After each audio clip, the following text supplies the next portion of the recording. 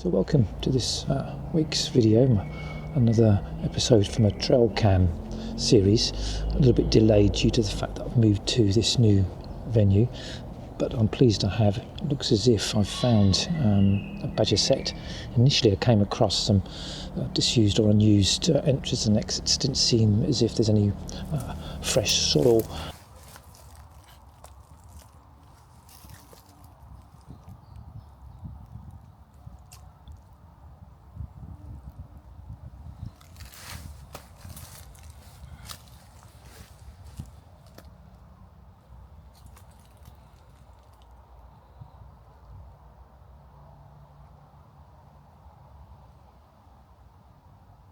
But about 25 metres away, I then found what appears to be the main entrance and exit. A lot of soil, a lot of bedding that's been dragged in and out. So I've had the camera about a week and a half now, 2 weeks, and so I placed it back in different positions.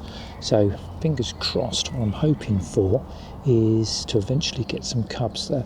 If there are any, they've been in the set since they've been born, which is probably around about sort of January, February they're born, and they stay in the set till about April, May.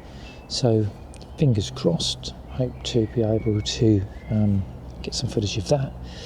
And long term, as the summer draws on and we get lighter evenings and mornings, if I start to get them coming in and out in the daytime, then there are parts that are fairly open, so fingers crossed I might be able to get a chance to sort of film them or video them live and take some photographs. Well, that's the plan. Let's see what comes.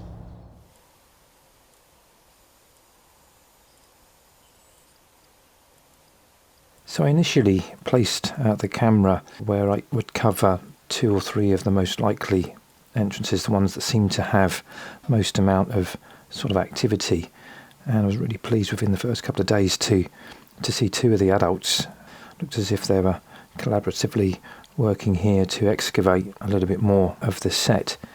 And when you consider that this set probably, considering how big it is, it's covering, like I say, 20 to 30 metres in several directions actually. That's probably been dug out over sort of quite a few generations.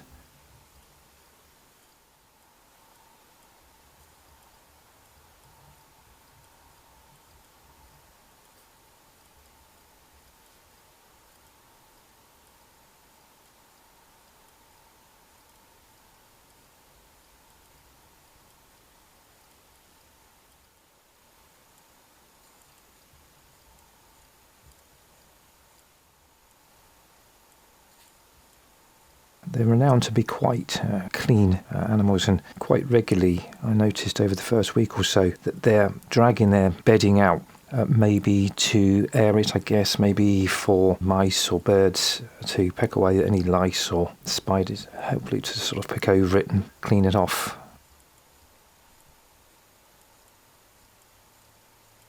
So once it's dried out and aired a bit, then they take it back in again.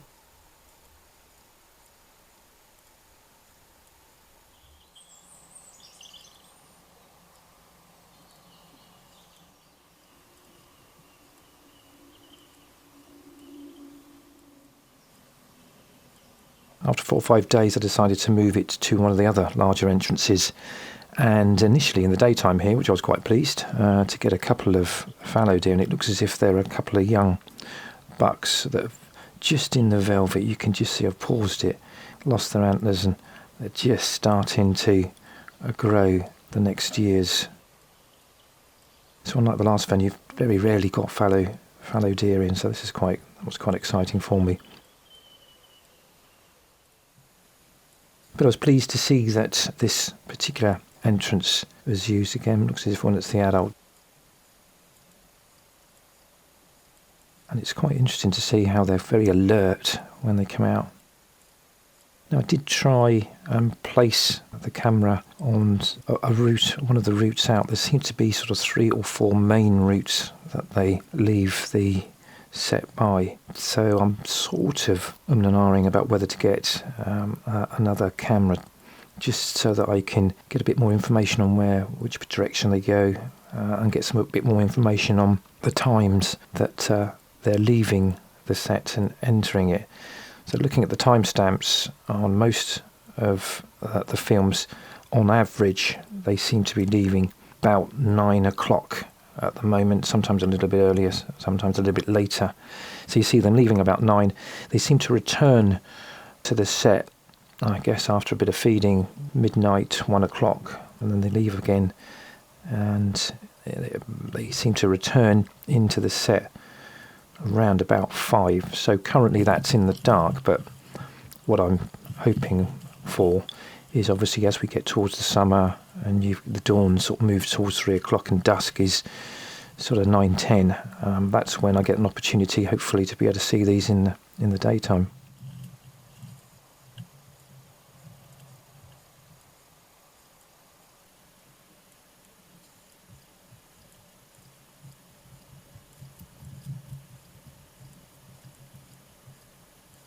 But this seems to be my favourite angle. It appears as if almost like a communal meeting area, the place that I've seen them gather together, the 3 adults, hopefully, fingers crossed, maybe where I might see cubs, don't know.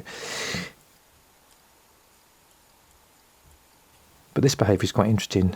As you can appreciate, their sight is not very good, so they have to sort of, the way they recognise each other is by smell and grooming. So you can see they're sort of touching each other and really getting to know each other. So that's the way in which they identify each other, especially when they're down in the set when there's no light whatsoever.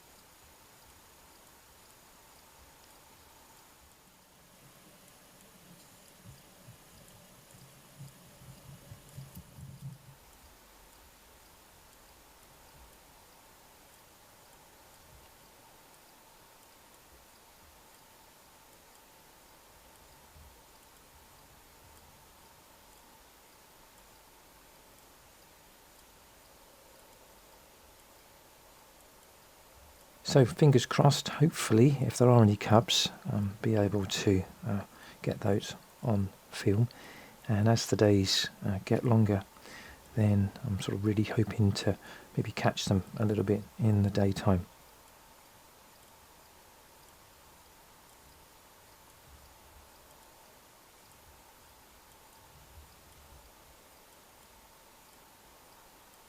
Well, I hope you've enjoyed this video. If you have, get a big thumbs up, like and subscribe.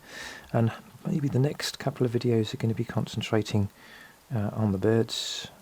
It's that time of year when all the migrants are starting to arrive, the warblers and the like. So yeah, catch you in the next one.